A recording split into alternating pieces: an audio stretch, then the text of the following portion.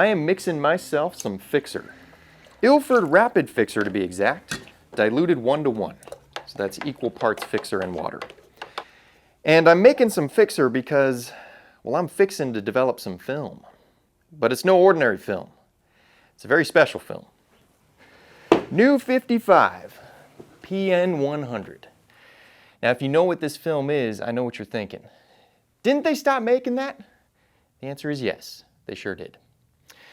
Now, if you don't know what New55 is, basically it's an instant peel-apart film that came along a few years ago as a Kickstarter project. Some guy figured out, hey, we can make a film that's much like the old Polaroid peel-apart film for 4x5. And, you know, I wasn't that into Polaroids at the time, so I didn't think to buy any. But then a little bit later, I got deep into Polaroids, and I'm like, ooh, you know what? I'd like to try some New55. And I went to their website, and it said they shut down operations. And I said, damn it, just missed them. Really wish I had gotten it when it was available. But then, just a few months ago, I got an email saying, New55 PN400 and PN100, we now have 2 versions. And I couldn't believe my eyes. They're back, apparently.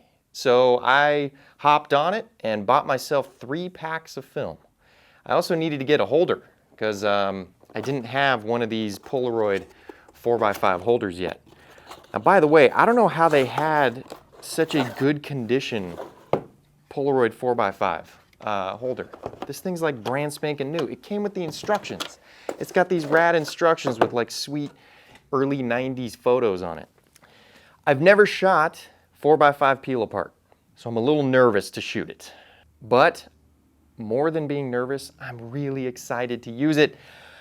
I can't wait to shoot it. And so I'm gonna go out into the field and I'm gonna expose some New55 film.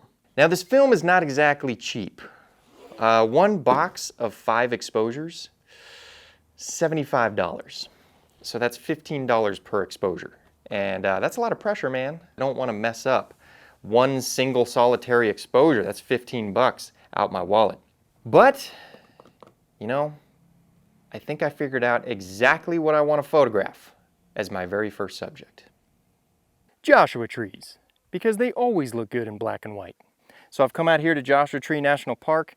I got my little camp set up here, and in the back of my 4Runner, I've set up my my workstation, my fixing station, complete with fixer, wash, bath, and then the usual essentials: clips to hang the film to dry, paper towels, a nitrile glove to handle the fixer, and I even managed to rig up a clothesline on the coat hooks. So it's like it's made for developing film back here. I found a composition. It's not too far from the car. I'm gonna have to shoot it and then come back, do the processing, and finish it up with fixer and a wash, and hopefully it comes out.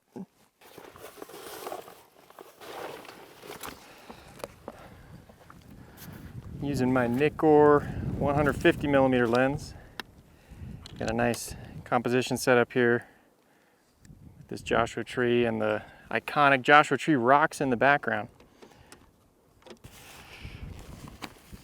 You know, when each picture costs this much, I find myself really second guessing all my compositions. I mean, I scouted half a dozen different compositions. I'm still not sure this is really the one I want to do, but I think that's just the $15 whispering in my ear, don't screw this up. All right, now let's see how it looks through a red filter. Red filter will darken the sky and the shadows, which I think would look good. I like that high contrast look you get in desert scenes like this. All right, so I'm gonna be doing f32 at 1/4 of a second. All right, position to load, lens side, until it clicks. Okay, I think that was the click.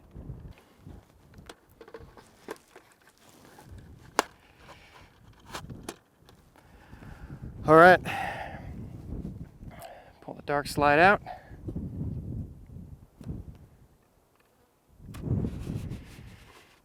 stops.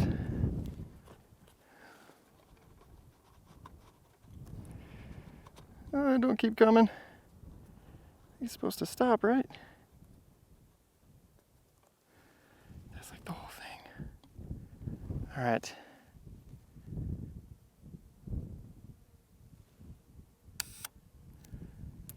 Dude, I don't know if that even came out right.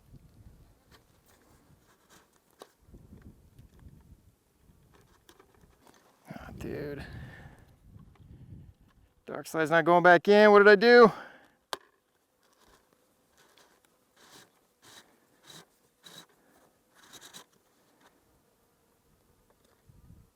Shoot. I don't really know if that exposed. Oh. Oh. Ah, the dark slide ended up going behind the negative.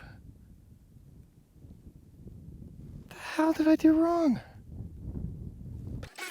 I'll tell you exactly what I did wrong.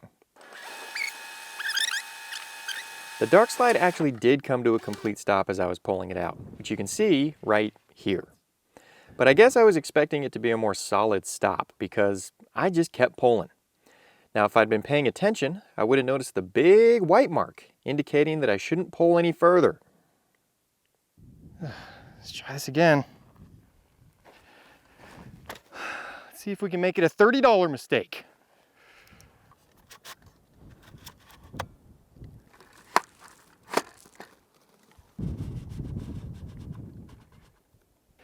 Okay, here we go. Please go in, please go in.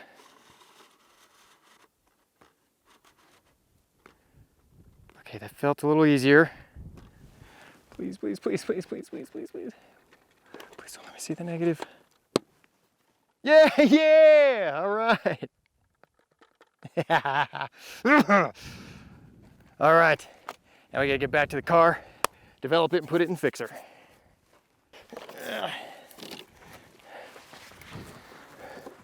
Jeez, bees everywhere. All right, so I have not pulled the entire thing out for development yet, because that needs to go for about 2 minutes. So, yeah, come on, bees, get out of here. Okay, so switch it to P for processing, and then you're supposed to pull out with a firm but steady pull. Sounded good. All right, give it about 2 minutes. In the meantime, I can pull off the silver portion. Okay. Put the nitro glove on because this thing's gonna have to go into the fixer pretty quick. Fixer is a skin and eye irritant, so that's why you use a nitro glove and you agitate. Okay. All right. I like bees, they're good bugs, but get the hell out of here. All right. Okay. The suspense is killing me. Okay, so I'm gonna pull the lid off the fixer. Hopefully no bees fly into it. It will not be good for them or for my fixer. Okay.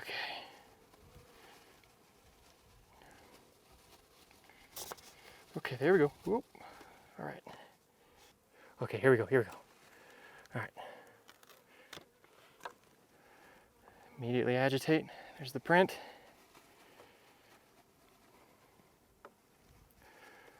Okay, once that agitates a bit, I'll be able to pull off the backing. All right, so the print, not great. It's really bright. I can't imagine that negative is overexposed, but it looks like the print is. Okay, so now I'm going to pull the backer off of the negative. Agitate a little more. I gotta pull this tape off. There we go. Success, okay. Let's agitate. The goo should start to, there it is. So I have to gently peel the goo off. Oh my God. I'm gonna trash that goo. Dude, these bees, oh my God. It's a swarm. I can't believe how many bees are here right now. Jeez, I gotta finish this. Okay. Okay, the negative looks better than the print, but let's wash this bad boy.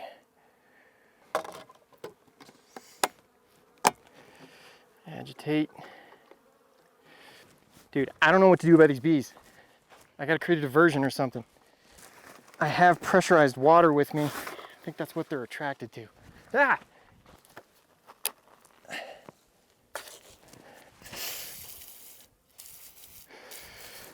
All right, come get your water over here, away from the car.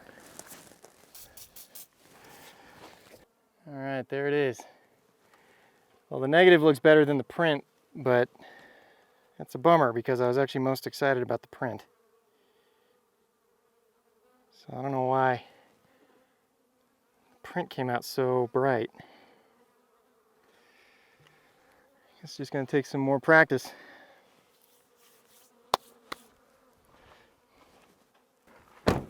Okay, that was freaking insane. I got like absolutely swarmed by bees. They were like setting up shop in my exhaust pipe. I think they were going after the moisture in there. Man, so I had to just chuck everything in my car and book it down the road just to get away from them. God, that was crazy. I've never had anything like that happen before. All right, I found a new picture. I'm gonna try this again. I was not happy with that first attempt on New55, I'll be honest.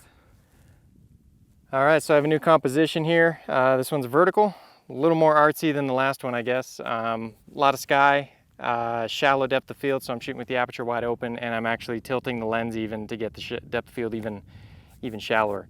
And yeah, I hope this one comes out better than the last one, especially I hope the print comes out better. All right, here goes nothing. There we go.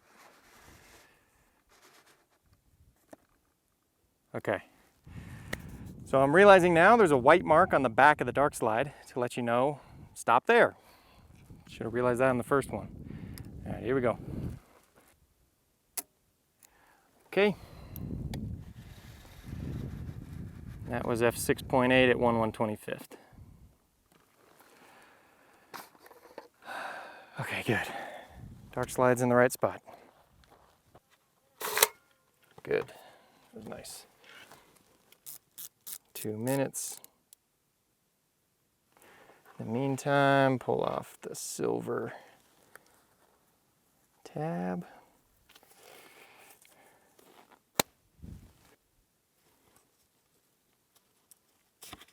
Ooh, okay. Good. We're at 2 minutes.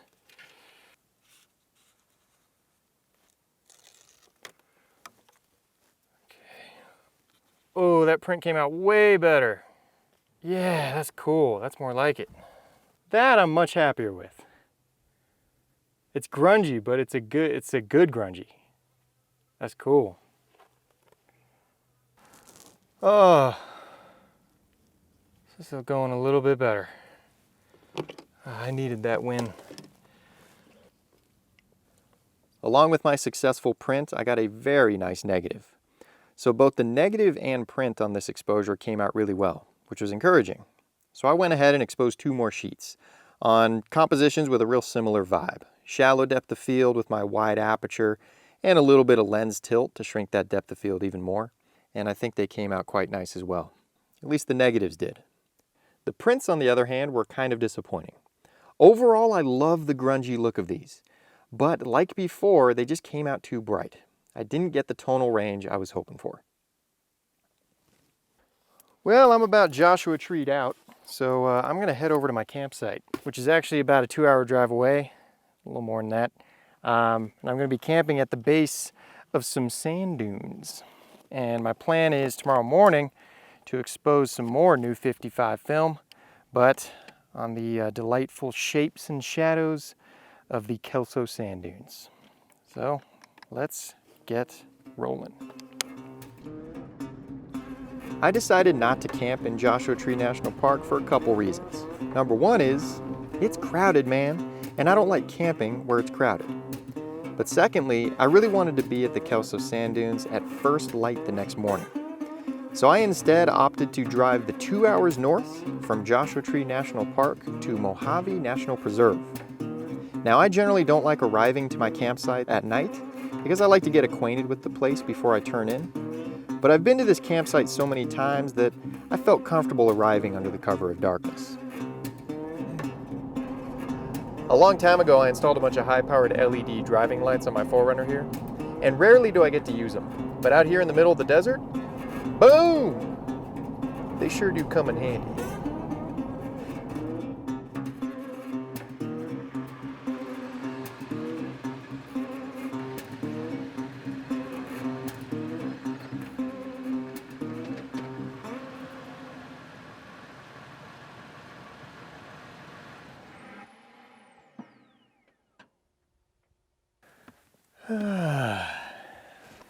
Well, I found my campsite, and it is gorgeous out here right now. The moon just rose over the horizon. It is stunning. The temperature's perfect. It's like 71, 72 degrees. It's like perfect human temperature. And there's no wind, so thank God for that, because there's two things that keep me up at night: heat and wind. So what I need to do now is make me some dinner, wind down a bit, get some food in me, and get some sleep in me. So I'll see you tomorrow.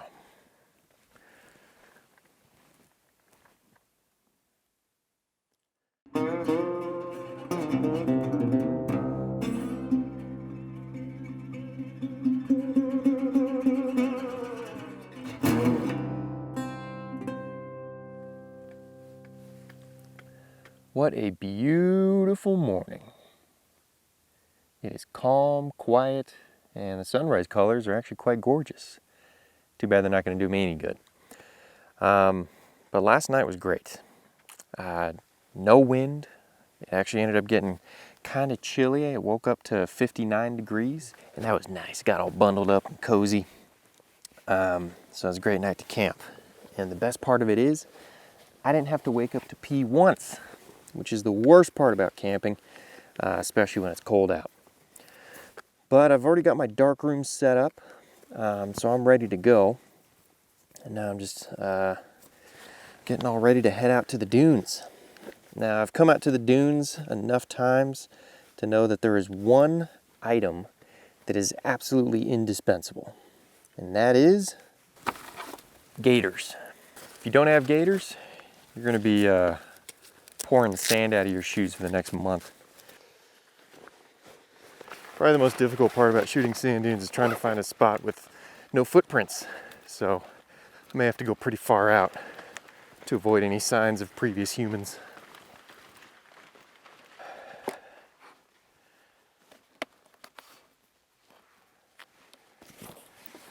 Okay, so I'm working on a composition here where I got the dunes in the back and a bunch of ripples in the foreground.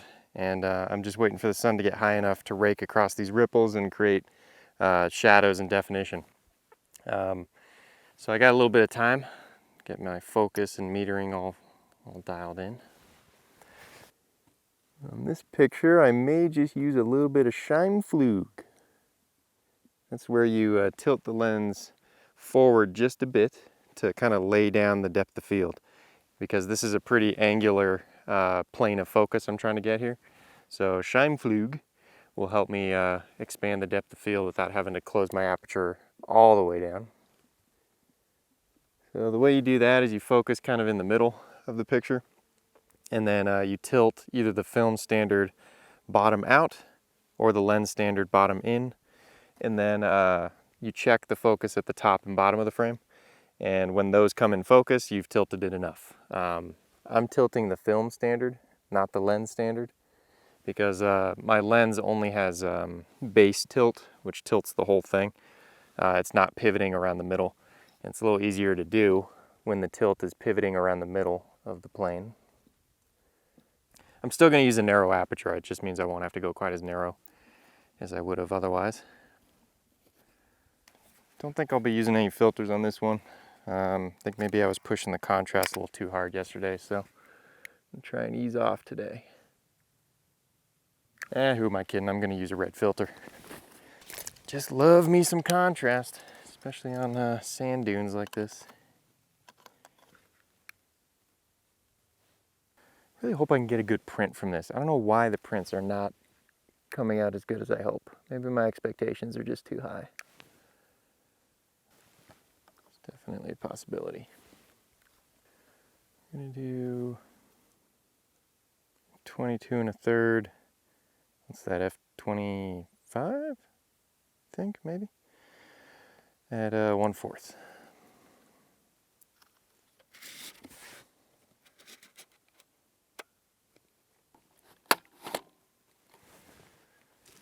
All right, light is slowly getting into position.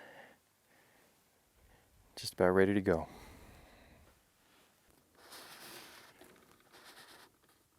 Okay.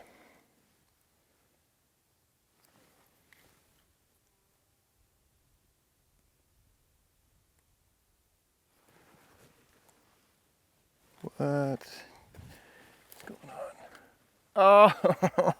Oh, no. Oh my God. I forgot to close the shutter. Oh.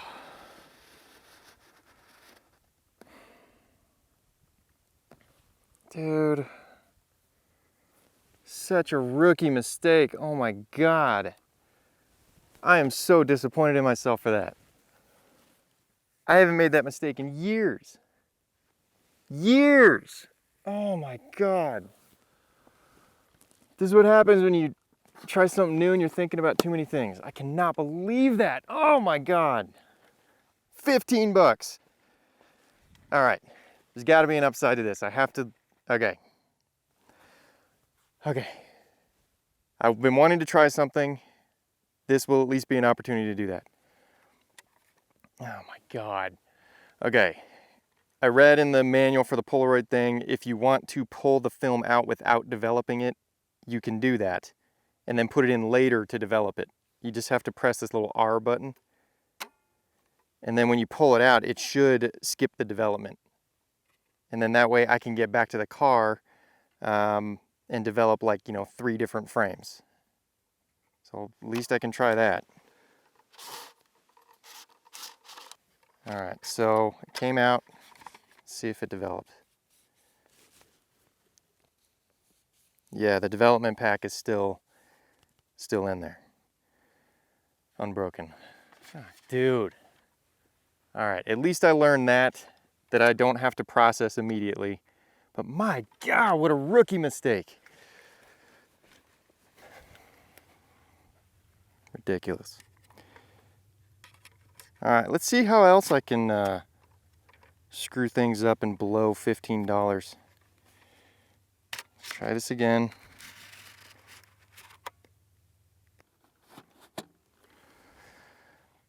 Let's make sure the shutter's closed. Yup.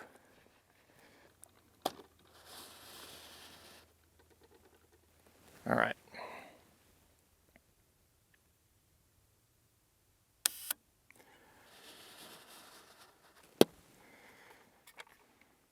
Okay. So now I'm going to hold R and pull it out so it doesn't develop. I want to do 2 more exposures while I'm out here because I'm kind of a ways away from the car.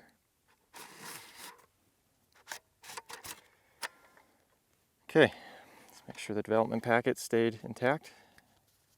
Yep, I'm basically just feeling for the bulge of the development packet in there.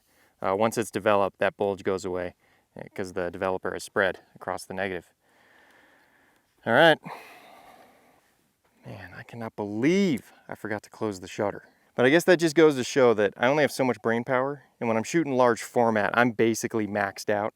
So if I have to do one more thing that's out of the ordinary, like, I don't know, flip a lever on a Polaroid back, then something has to get pushed out of my brain. And evidently this time, it was closing the shutter. So, lesson learned, but man, am I disappointed in myself.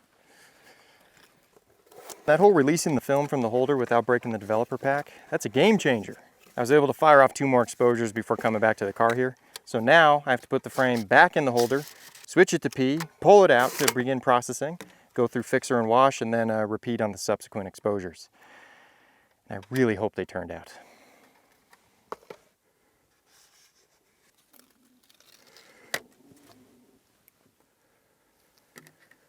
Yep, print's not great again. Don't know why these prints are not living up to my standards. It's going to take me some time to figure out why these prints aren't giving me better tonal range, especially since the negatives are coming out consistently good. Like this first exposure from the morning came out perfectly. So that means the film is responding to my metering as I expected to. Now my second exposure of the morning ended up being my favorite picture from the entire trip. That early morning light raking across these waves in the sand created this lovely abstract, and the film rendered it beautifully. It has rich tones, it's sharp, and best of all, it has that awesome instant film border. I just love the look of the borders you get on this New 55 film. I don't really think you can get that in any other type of film. It's so unique to instant peel apart film. So this picture came out great, but double bonus, the print actually came out. So not only did I get a beautiful negative, I got a beautiful print to go along with it. So my first 2 exposures for the day came out great. As for the third exposure, well, what the hell happened on that one? Man.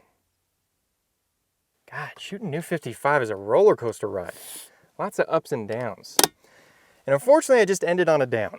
The first 2 exposures came out great, but the last one came out completely black, and I don't know why.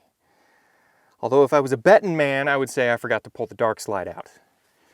Man, it is so frustrating to make these mistakes. I mean, aside from the fact that it's so expensive per exposure, I'm just too far along in this photography game to be making dumb mistakes like leaving the shutter open and forgetting to pull the dark slide out.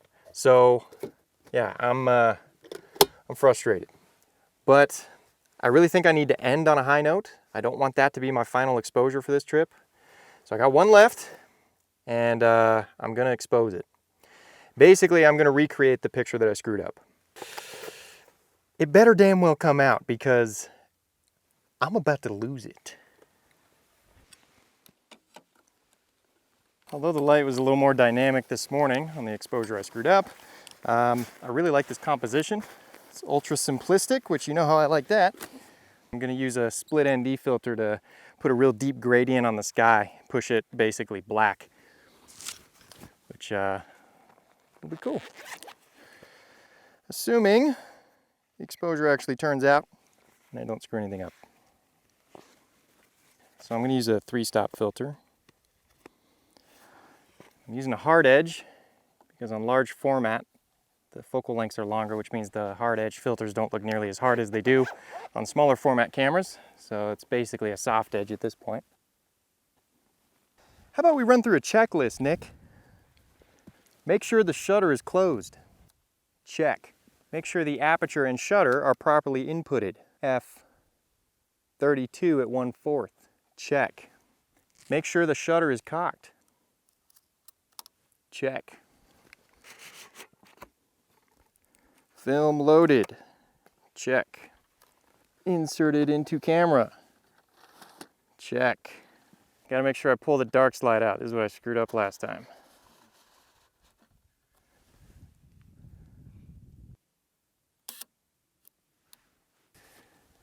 All right, let's hope I didn't screw anything up on that one. Well, I'm happy to report I didn't make a single mistake on this final exposure.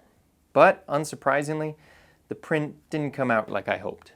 The negative, however, came out nice. Good tonal range, interesting border, and overall just a good solid negative. Now after shooting 2 boxes of New 55 film and having some time to reflect on it, I'm realizing that the prints have an especially hard time with bright tonalities. So pictures that are composed primarily of light tones, not necessarily overexposed, but just composed of light tones, the print seems to have a hard time differentiating the highlights.